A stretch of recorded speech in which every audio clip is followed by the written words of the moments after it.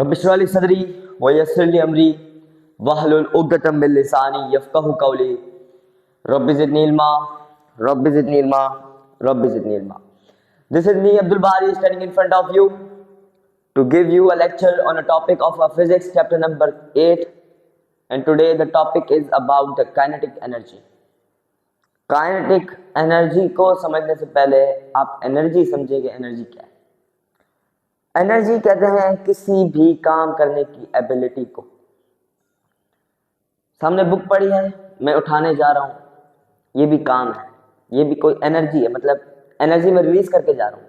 किसी भी काम को करने के लिए या किसी भी काम करने की एबिलिटी को हम लोग एनर्जी कहते हैं, मतलब the ability to do the work. The ability to do any work is known as energy. तो एनर्जी का लिख देता हूं कि एनर्जी है क्या? The ability to do any work. अब आपको एनर्जी समझ में आ गया कि एनर्जी क्या है? एनर्जी है to ability to do any work. अब है इधर काइनेटिक एनर्जी। अब काइनेटिक एनर्जी क्या है ये समझिए। अब देखें, एक ऑब्जेक्ट है, इलेक्ट्रॉन ले लें, आप मूव कर रहे हैं शेल के अंदर, एनर्जी वहां पर बन रही है। वो कौन सी एनर्जी बन रही है? वो है काइनेटिक एनर्जी। मतलब किसी भी ऑब्जेक्ट की मोशन के दौरान, मतलब मूवमेंट के दौरान जो एनर्जी यूज हो या नहीं, एनर्जी बने, एनर्जी जो बन रही है वहां पर, उसको कहते हैं हम लोग काइनेटिक एनर्जी। मतलब एनर्जी किसी भी मूविंग ऑब्जेक्ट के अंदर जो बने उसको काइनेटिक एनर्जी कहते हैं। कोई भी मूविंग ऑब्जेक्ट हो या कोई भी ऑब्जेक्ट हो, उसके अंदर मोशन हो रहा हो, उसके अंदर जो एनर्जी बने उसको कहते हैं kinetic energy. The energy possessed by an object due to its motion। अब इसका जो ऐसा यूनिट है वो वर्क का ही है, जूल।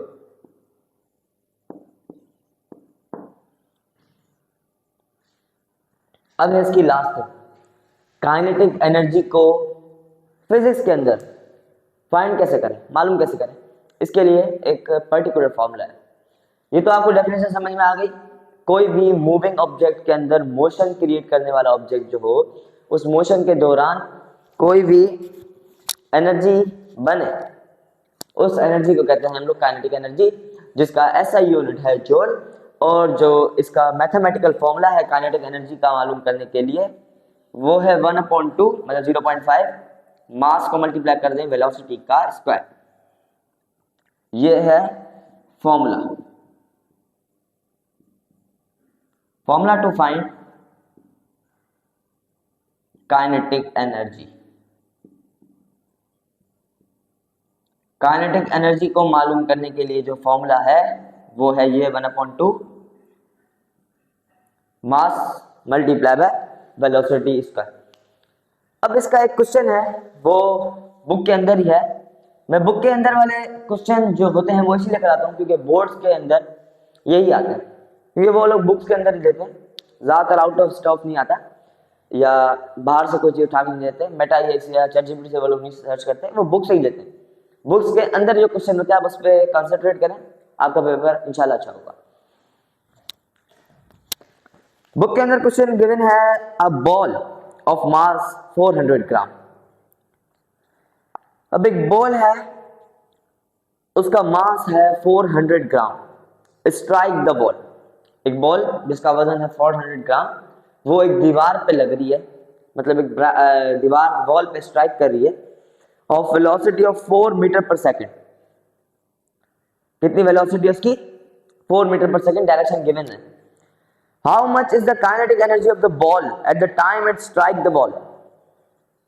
उसकी काइनेटिक एनर्जी कितनी होगी जब वो बॉल स्ट्राइक करेगी जाकर किसके ऊपर? बॉल के ऊपर।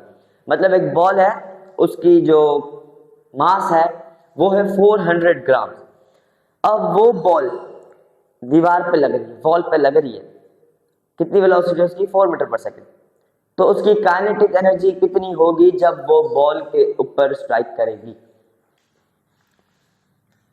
इधर आए थे क्वेश्चन, लिख देता हूं फ्रॉम बुक। इधर आप लोग डेटा लिख दें। फाइंड क्या करना है हमें? Kinetic energy. मास हमें गिवन है 400 ग्राम और वेलोसिटी हमें गिवन है 4 मीटर पर सेकंड। इतना समझ में आ गया?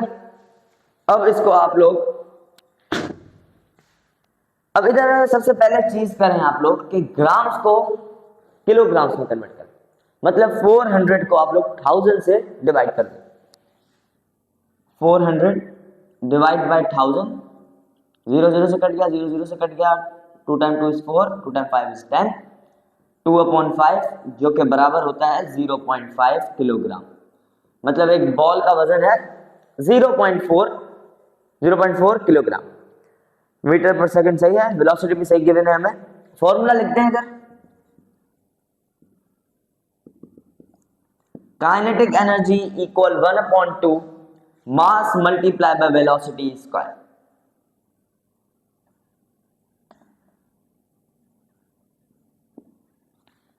Kinetic energy equal 1/2 multiply by 0.5, क्योंकि मास की वैल्यू आप 400 ग्राम नहीं लिख सकते। आप इधर लिखे केजीज में कन्वर्ट करके 0.4 gram multiply by 4 time 4 is 16। मतलब वेलोसिटी की वैल्यू आपने रखी 4, उसको स्क्वायर किया, 4 4 जा 16 होता है।